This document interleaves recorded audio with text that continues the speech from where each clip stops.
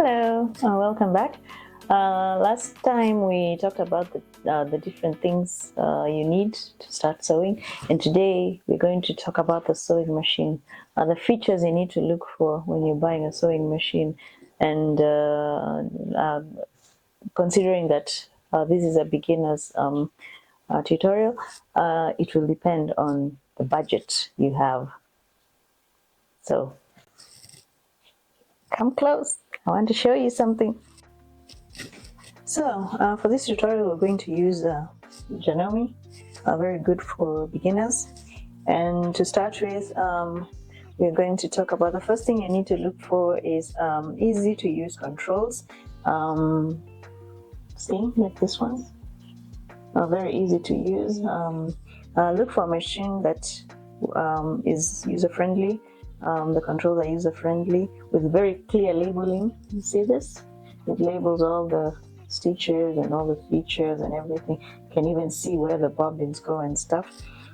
And easy to understand functions that can make it very easy for you to navigate the machine.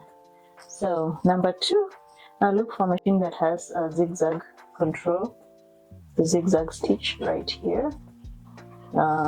This is very helpful for doing buttonholes and buttons and stuff. There are two basic stitches that are essential, the straight one and the zigzag one, for most sewing projects. And having the ability to switch between the two is very important. And as I said, the zigzag stitch can be used for finishing edges and for decorative purposes, and also for buttons and buttonholes.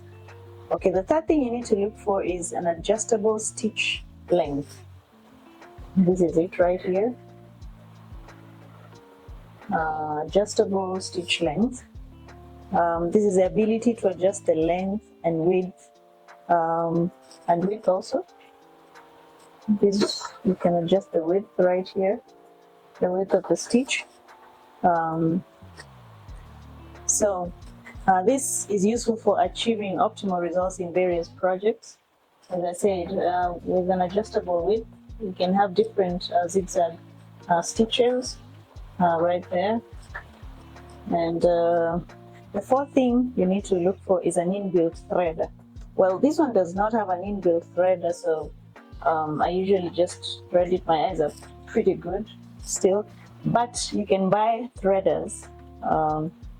And you can find them on Amazon, and they're very easy to use. See, like this one right here. This one is very easy to use, threader. And then you also need a automatic buttonhole function. This one right here. You can see it's very well labeled. You have all the buttonhole stitches. It guides you to what to use, which part of the buttonhole you're doing. So it's important to have that. And then you also need a drop-in bobbin. See this? You put the bobbin right in, and for this one, it's important because it's easy to insert. This is the bobbin. It's easy to insert and remove the bobbin, and makes it easy and allows smooth threading. And you can also tell when your thread is almost done, and you can also see when the thread is well done.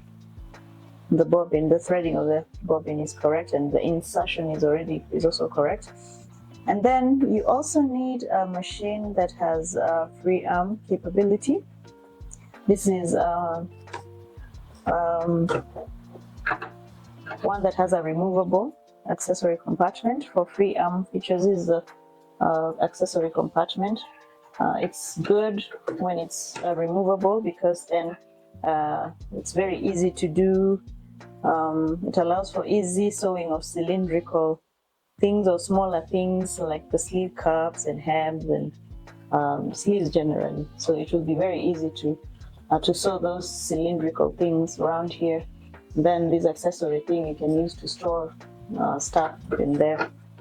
And then you also need to find a machine that has adjustable presser foot pressure. I'm not sure where that feature on this one is, but it works very well for different fabrics. It works pretty well. I think being a modern machine, they have figured out a way to, I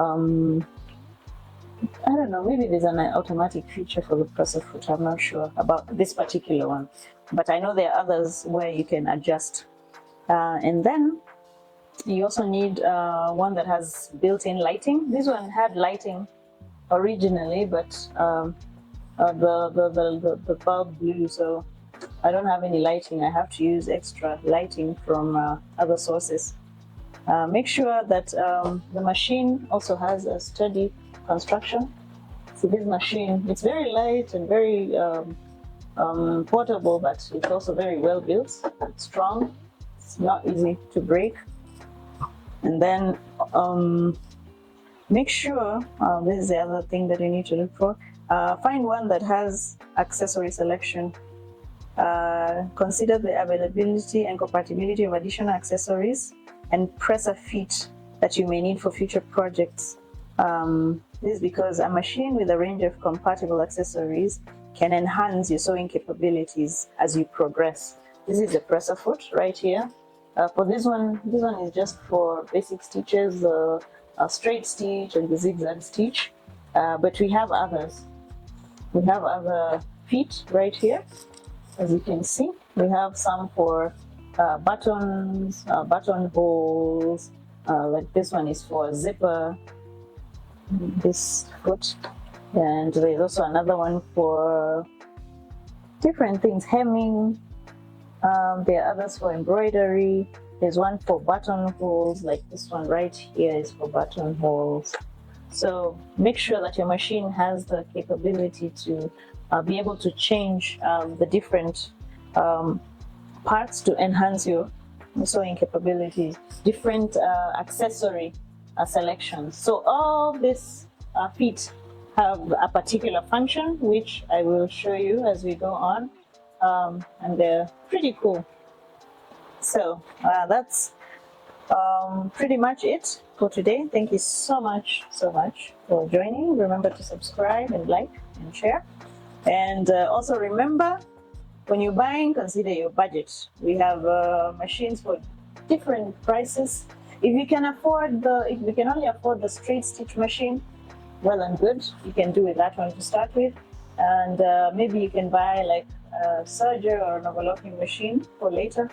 But if you can afford one with all these features, it's very good because it's very beginner friendly, and all those features will help you as you learn new things, and you will actually enjoy the sewing experience. So, karibu sana. See you next time. Today it's raining out here. I'm sure you can hear the rain in the background. It's pretty outside. So thank you so much. See you next time. Bye bye.